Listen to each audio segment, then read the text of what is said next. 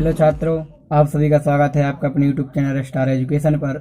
मैं लक्ष्मण सिंह लोधी आप सभी का स्वागत करता हूं। आपके लिए फिर से 11th फिजिक्स की वीडियो लेकर आया हूं। इससे पिछली वीडियो में हमने चाल और वेग के बारे में अंतर पढ़ा था। आज की वीडियो में हम उससे आगे के क्वेश्चनों को सॉल्व करेंगे। पहले हम उन पर आधारित कुछ न्यूमेरिकल सॉल्व करेंगे, फिर इसके बाद नेक्स्ट टॉपिक पढ़ेंगे। तो आइए चलते हैं हमारी वीडियो की ओर और देखते हैं आज का वीडियो। तो हमारा न्यूमेरिकल नंबर है 10। इससे पिछले वीडियो में हम इसका एक और न्यूमेरिकल पढ़ चुके हैं। तो आज का हमारा क्वेश्चन है कि एक वस्तु एक समान गति करती हुई 5 सेकंड में 10 मीटर की दूरी तय करती है, तो वस्तु की औसत चाल ज्ञात कीजिए। क्या लिखा है? 5 सेकंड में 10 मीटर की दूरी। अब आपको एक आएंगे जो दिया है, तो लिखेंगे दिया है। क्या दिया है? 10वां है। दिया है समय। समय क्या दिया है? 5 सेकंड। ठीक है। और दूरी क्या दी है? 10 मीटर। क्या दी है? 10 मीटर। हमें निकालना क्या है? औसत चाल। औसत चाल क्वेश्चन मार्क। हमारा सूत्र होता है औसत चाल बराबर कुल दूरी बटा समय। तो दूरी हमारी कितनी है? 10 मीटर। और समय कितना है? 2। क्या हो जाएगा? 10 बटा 2। इसको काट देंगे, सॉरी 5 है समय हमारा। 5 से काट देंगे, 5 5 5 दूना 10। कितना आ जाएगा? 2। चाल है, क्या हो जाएगा? मीटर प्रति सेकंड। ठीक है, क्योंकि दूरी का मात्रक मीटर और समय का दिया है सेकंड, तो मीटर प्रति सेकंड। तो हमारी कितनी आ गई औसत चाल? 2 मीटर प्रति सेकंड। तो आप इसे सिस्टमेटिक तरीके से देख सकते हैं। समय दिया है 5 सेकंड, दूरी 10 मीटर, औसत चाल निकालना है। हमने फॉर्मूला लगाया, इसमें मान रख दिया। फिर इसके बाद हमारा नेक्स्ट न्यूमेरिकल आता है। क्या है कि एक वस्तु 2 सेकंड में 5 मीटर दूर चलती है। ठीक है, कितने? 2 सेकंड में 5 मीटर दूरी चलती है और 1 सेकंड में रुकती है, तथा फिर 2 सेकंड में 5 मीटर दूरी तय करती है, तो वस्तु की औसत चाल ज्ञात कीजिए। चली, फिर रुकी, फिर चली। तो क्या है? दिया है कुल समय। समय क्या क्या दिया है? पहले 2 सेकंड दिया, फिर 1 सेकंड दिया, फिर 2 सेकंड। तो 2 और 2 4 और 1 5। टोटल समय कितना हो गया? 5। अब उन्होंने क्या बोला है? 5 मीटर दूरी चली, तो 5 मीटर ये हो गई। फिर 5 यहाँ चली, तो 5 और 5 10। दूरी कितनी हो गई? 10 मीटर। फिर इसके बाद में तो औसत चाल निकालना है, तो कुल दूरी बटा समय। तो कुल दूरी 10 हो गई और कुल समय हो गया 5। 5 से समय काट देंगे, भाग दे दिया, तो कितना हो गया? 5 दूना 10। तो मीटर प्रति सेकंड, ये सेकंड लिखा हुआ है। ठीक है, 5 का इसमें भाग दिया, 5 दूना 10। ये हमारा आंसर आ गया। ठीक है, ये हमारे कुछ न्यूमेरिकल थे। अब इसके बाद हम नेक्स्ट टॉपिक पढ़ेंगे।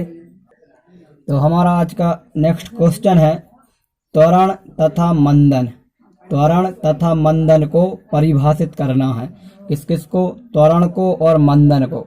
अब त्वरण क्या होता है? तो कल हमने क्या पढ़ा था? वेग। क्या पढ़ा था? वेग। तो त्वरण हमारा वेग से ही निकलेगा। वेग में जो परिवर्तन होता है उसकी दर को ही क्या कहा जाता है? त्वरण। वेग में परिवर्तन की दर को क्या कहते हैं? त्वरण। तो आगे से परिभाषित करते हैं। तो समय के साथ, किसके साथ? समय के साथ वस्तु के, यानी जो भी चल रहा है उसके वेग में क्या करेंगे? परिवर्तन। क्या करेंगे? परिवर्तन करने की दर को ही क्या कहते हैं? त्वरण कहते हैं। समय के साथ वस्तु के वेग में परिवर्तन की दर को क्या कहा जाता है? त्वरण। इसे स्मॉल a से दर्शाते हैं या प्रदर्शित करते हैं की बात है। इसे स्मॉल a से प्रदर्शित करते हैं। त्वरण एक कैसी राशि है? सदिश राशि है। कैसी है? सदिश। ठीक है, कैसी राशि है? सदिश राशि है। अब त्वरण का सूत्र क्या है? वेग में परिवर्तन। क्या? वेग में परिवर्तन बटा समय अंतराल या समय। ठीक है, जो वेग में परिवर्तन करेंगे वो समय के सापेक्ष ही करेंगे। ठीक है, किसके सापेक्ष? समय के सापेक्ष। तो वो कम क्या बन जाएगा? हमारा त्वरण। तो वेग में परिवर्तन की दर क्या कहलाता है? त्वरण। ये इसका फॉर्मूला बन गया। अब यदि किसी वस्तु का t1 समय पर वेग क्या है? v1 है। कितने? t1 समय पर। शुरू में हमने t1 मान लिया समय और उसका वेग क्या हो गया? v1। तथा समय t2 पर, अब हमने समय क्या कर दिया, बढ़ा दिया या चेंज कर दिया, तो उसका समय क्या हो गया, t2 हो गया। तो वेग क्या हो जाएगा, v2, क्योंकि जब समय बदलेंगे तो क्या वेग भी बदल जाएगा। ठीक है, तो सूत्र क्या बनेगा, वेग में परिवर्तन, वेग में परिवर्तन है तो वेग में परिवर्तन कैसे निकालते हैं, अंतिम माइनस प्रारंभिक। तो अंतिम वेग क्या है हमारा v2 और प्रारंभिक क्या है v1, तो हमारा क्या हो जाएगा v2 माइनस v1।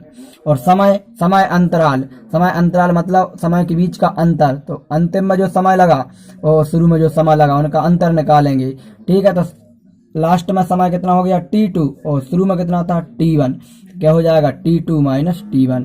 इस फॉर्मूले से हमारा क्या निकलेगा, त्वरण का मान निकलेगा। ठीक है, यदि यहाँ से कोई न्यूमेरिकली बन सकता है कि किसी वस्तु का वेग 2 सेकंड में 4 मीटर प्रति सेकंड था।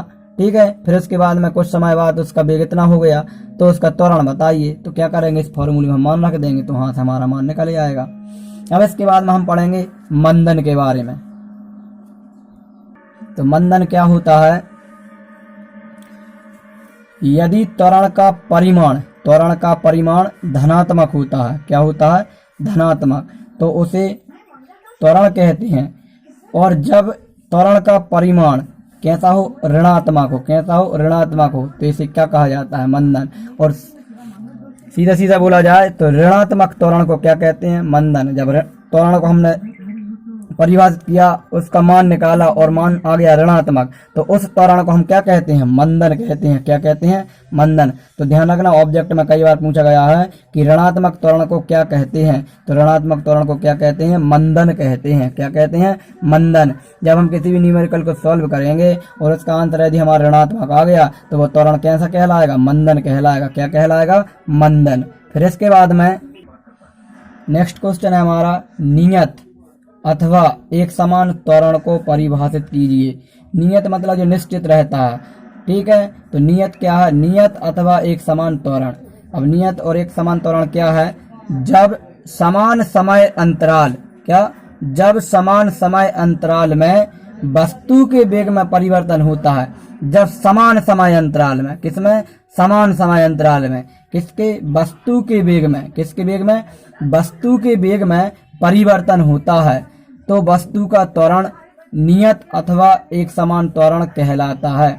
नियत अथवा एक समान।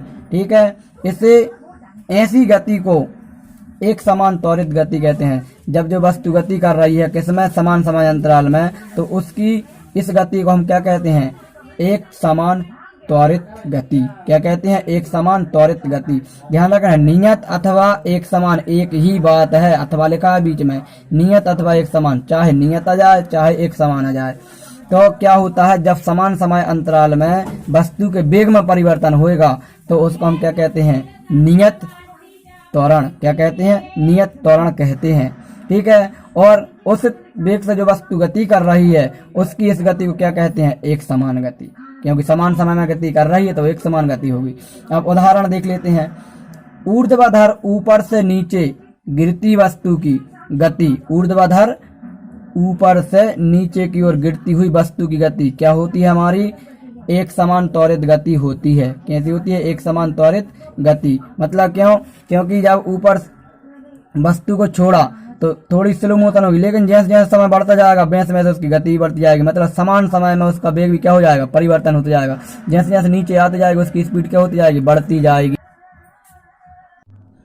इसके विपरीत इसी प्रकार नीचे से ऊपर की ओर, जिसको पहले लिखना है इसको बाद में, नीचे से ऊपर की ओर जाती हुई वस्तु की गति एक समान मंदन गति है। क्यों है, क्योंकि जब वस्तु को नीचे से ऊपर की ओर फेंकेंगे तो शुरू में तो उसकी स्पीड कैसी रहेगी, तेज, लेकिन जैसे जैसे ऊपर जाती जाएगी उसकी गति क्या होती जाएगी, धीमी होती जाएगी। लेकिन समय तो लगातार बढ़ता रहेगा और उसकी गति क्या होती जाएगी, धीमी। तो इस प्रकार की गति क्या कहलाएगी, हमारी एक समान मंदन गति, क्योंकि हमारा ऋणात्मक त्वरण क्या कहलाता है, मंदन कहलाता है।